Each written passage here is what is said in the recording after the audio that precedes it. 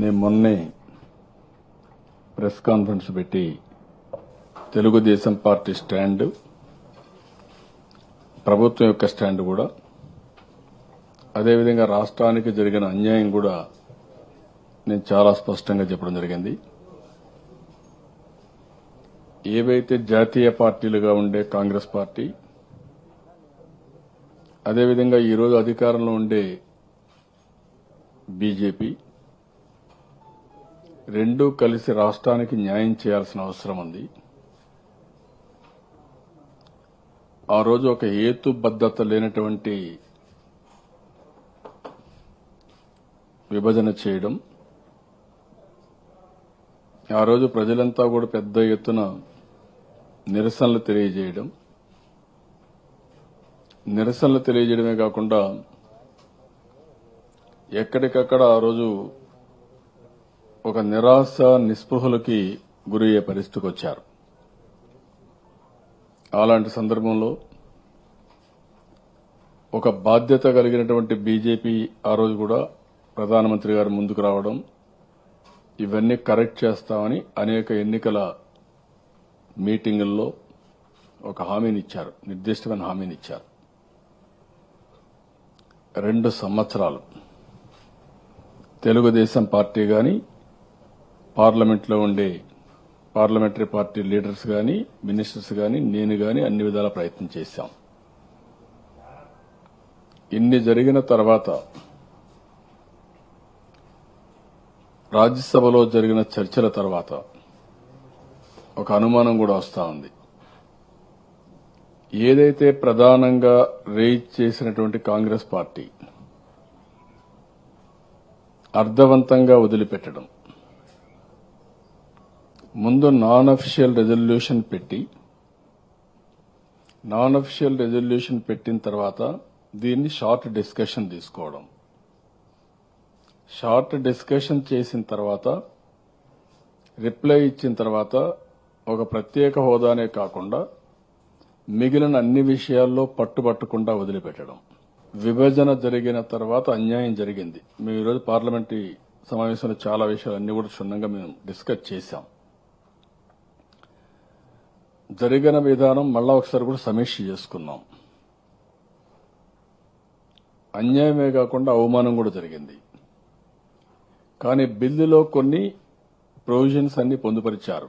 ఆ రోజు విభజన జరిగిన విధానం కూడా 6 పాయింట్ ఫార్ములా ఉంటే, అదే రాజ్యాంగం ప్రకారం మళ్ళా అన్ని రాష్ట్రాలకు వెళ్లి యాక్సెప్టెన్స్ వచ్చి నోటిఫికేషన్ రాజ్యాంగ సవరణ జరిగిన తర్వాతనే ముందుకు పోవాల్సింది. అది కూడా పోలేదు.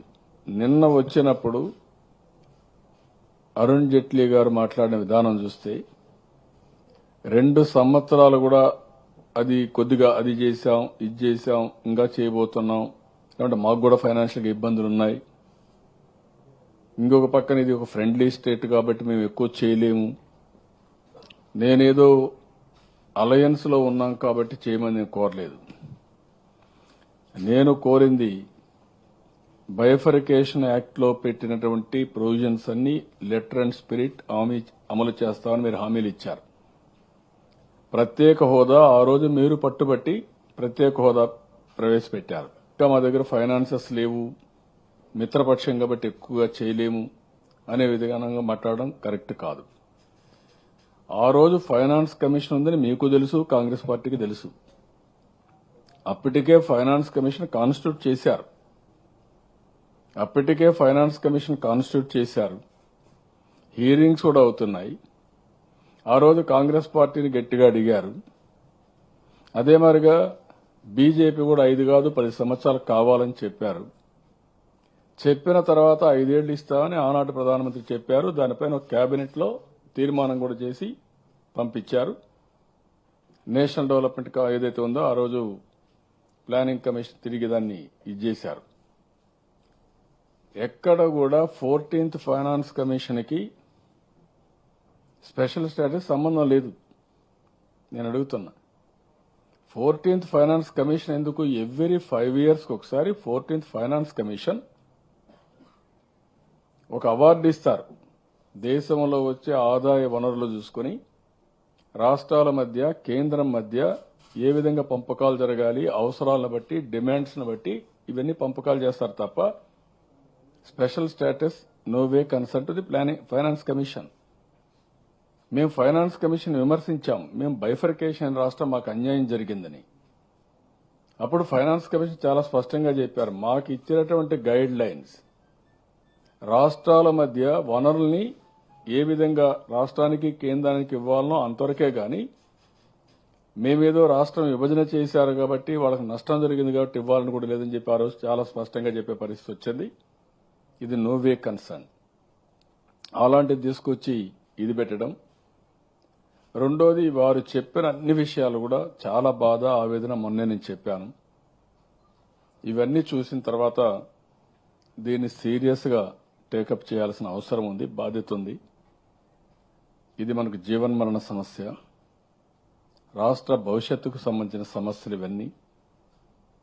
ఎందుకంటే ఎప్పుడన్నా కష్టాల్లో ఉన్నప్పుడు బిగినింగ్ లో చేయూతనివ్వాల్సిన అవసరం ఉంది. ఆయన చెప్పింది హ్యాండ్ హోల్డింగ్ ఇస్తామంటున్నారు. ఆ హ్యాండ్ హోల్డింగ్ ఎప్పుడు ఇవ్వాలి? ఎక్కువ కష్టాలుండేది ప్రారంభంలో ఉంటాయి. అన్ని ఇబ్బందులున్నాయి, ఏ రాష్ట్రానికి లేనన్ని ఇబ్బందులు మనకున్నాయి. ఒక పక్క రాజధాని లేదు, ఒక పక్క 2 ప్రదేశాల నుంచి ఇంతవరకు 2 ఏళ్ల పరిపాలన కొనసాగించాం. హైదరాబాద్ లో ఆఫీసులు, ఇక్కడ పరిపాలన. అదే మరి వనరులు లేవు, చాలని వనరులు. నేను ఆ రోజు కూడా చెప్పింది 58% జనాభా ఉండే రాష్ట్రానికి 47% ఆదాయంతో ప్రారంభించాం. నేను అడుగుతున్న కేంద్రం బాధ్యత లేదా దీనికి అడుగుతున్నాను. ఆ రోజు ప్రజలు ఓటేసింది కేంద్రానికి, పార్లమెంటుకు ఓటేశారు, రాష్ట్రానికి అసెంబ్లీకి ఓటేశారు. ఈరోజు కేంద్రం, రాష్ట్రం 2 ప్రభుత్వాలు కలిసి రాష్ట్రంలో జరిగిన నష్టాన్ని భర్తీ చేయవలసిన బాధ్యత ఉంది. ఏదో మాకు రాష్ట్రానికే బాధ్యత ఉంది, కేంద్రానికి బాధ్యత లేదు అనే విధంగా ప్రవర్తించడం కరెక్ట్ కాదు. రెండోది, వనరులు లేవు కాబట్టి మేము చేయలేమంటున్నారు. అది కూడా కరెక్ట్ కాదు. వనరులు లేకపోతే విభజనకు ఎందుకు ఒప్పుకున్నారు మీరు? నేను ఆ విషయం అడిగాను. మీరు విభజన చేసినప్పుడు వనరులు లేకపోతే మీరు చేయకుండా ఉండాల్సింది, అన్యాయం చేయకుండా ఉండాల్సింది. ఆ రోజు మీరందరూ కలిసి పార్లమెంటు సాక్షిగా అన్ని రాజకీయ పార్టీలు ఈ విభజనకి కారకులయ్యారు. అదే విషయంలో ఈరోజు అన్ని రాజకీయ పార్టీలు మెజారిటీ, ఎక్కడన్నా ఒకరిద్దరు మాట్లాడుకోదని చెప్పలేను కానీ మెజారిటీ రాజకీయ పార్టీలు వాళ్ళ యొక్క పార్లమెంటరీ పార్టీ లీడర్స్ ద్వారా స్పెషల్ స్టేటస్ గాని విభజన చట్టంలో పెట్టినటువంటి ప్రొవిజన్స్ కి ఆమోదం తెలియజేశారు, ఇమ్మని చెప్పారు. ఇంకనాల వారికి వదిలిపెట్టాలా, ఇంకటి వదిలిపెట్టు, నువ్వు వదిలిపెట్టాను, నన్ను వదిలేసి. అంటే నీకు ఒక 4 సార్లు అవకాశం ఇచ్చా, నువ్వేం చెప్పలేకపోతే వదిలేమన్నా. ఎవరికైనా సరే నేను ఒక సున్నితంగా మీ అందరికి కూడా గైడ్ చేస్తున్నా.